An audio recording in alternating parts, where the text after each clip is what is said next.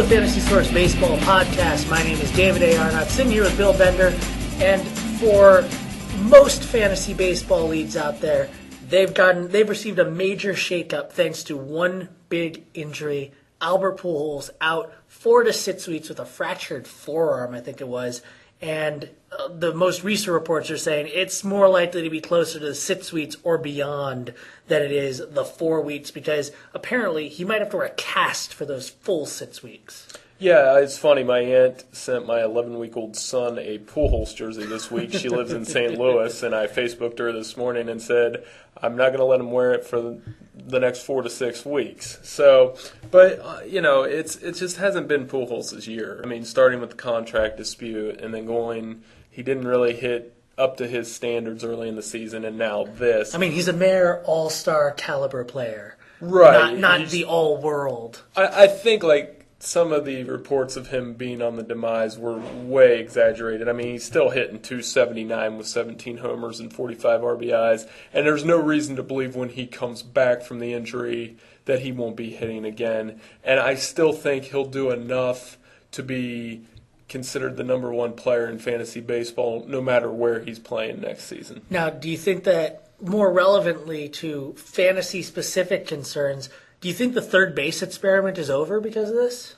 I think so. I think he's going to stay at first base. And, if he ends up in an American League team next season, he could have a future as a designated hitter. But he's still an excellent defensive player, and injuries happen. With him, it's happened before. It happened 2 years ago. He was on the DL, and a lot of people are going to want to bury the Cardinals. But they have enough other guys in that lineup that I think they'll be able to tread water and stay in the NL Central hunt, because after all, the Pirates are in that division right now. Yeah, I mean, how do you see the Cardinals reacting? What kind of dominoes fall in their lineup? Well, it starts with Lance Berkman's going to have to move to first now, which is good for him because he's not as good in the outfield defensively.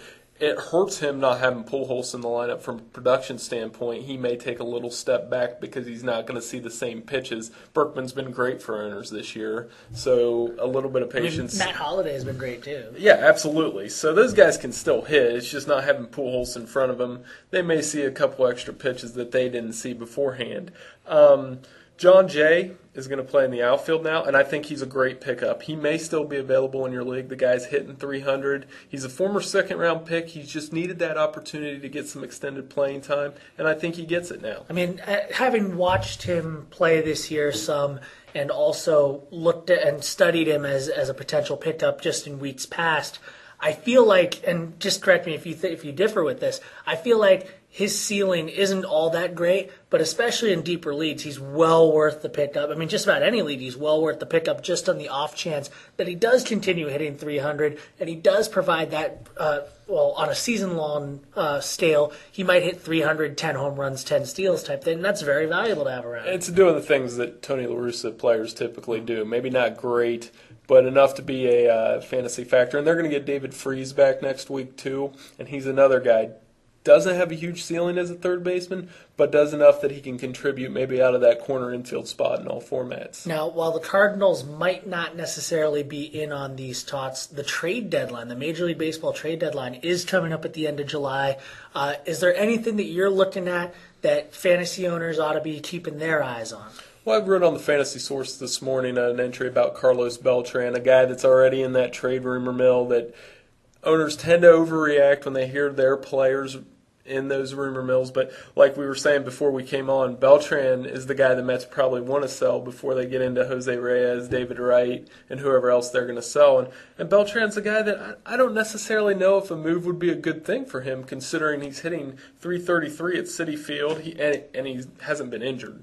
So maybe the out of the spotlight, out of sight is good for his fantasy value. I tend to think, I agree with you on that, like freaking out over having him being traded is pretty much overblown.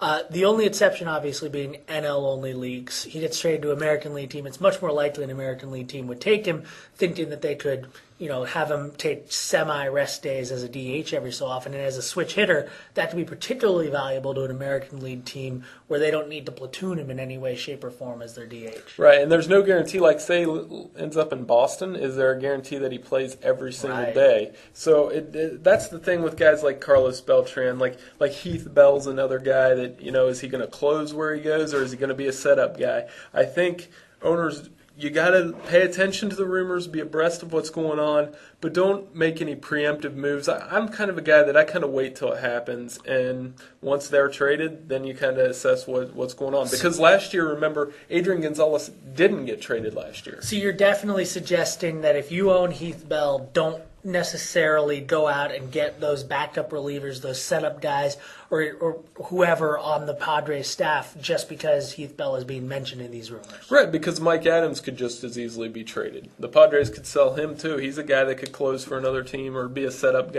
guy somewhere else and for cheaper.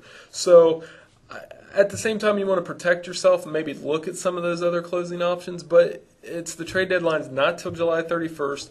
Get what you can out of your players now and maybe react to the trades as they happen.